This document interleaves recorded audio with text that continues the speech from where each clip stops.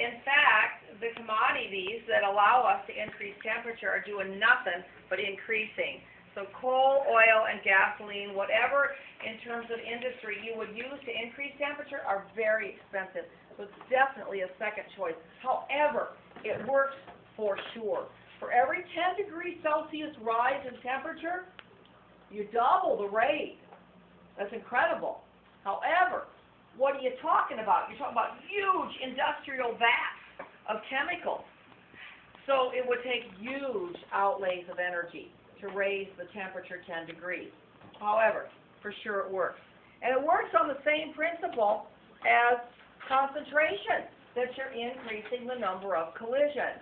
The particles moving faster, you get them bumping together more frequently per unit time. Next is a catalyst.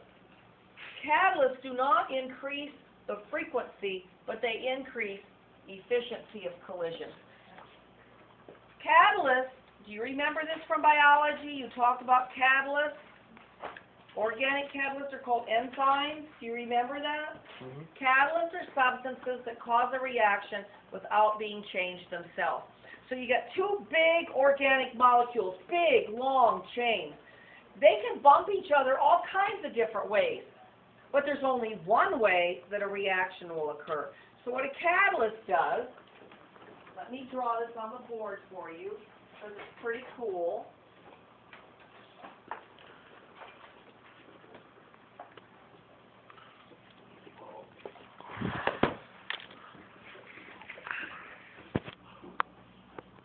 A catalyst is a substrate. It's made up of carbon atoms.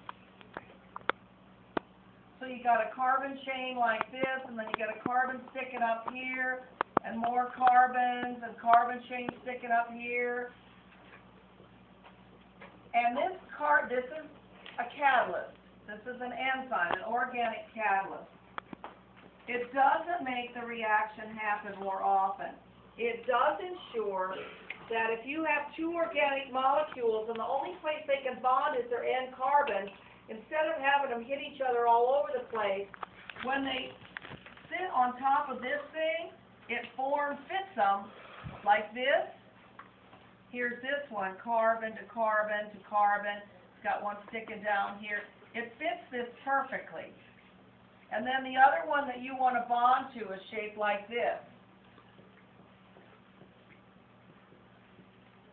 So let's say the only place they can bond is right here.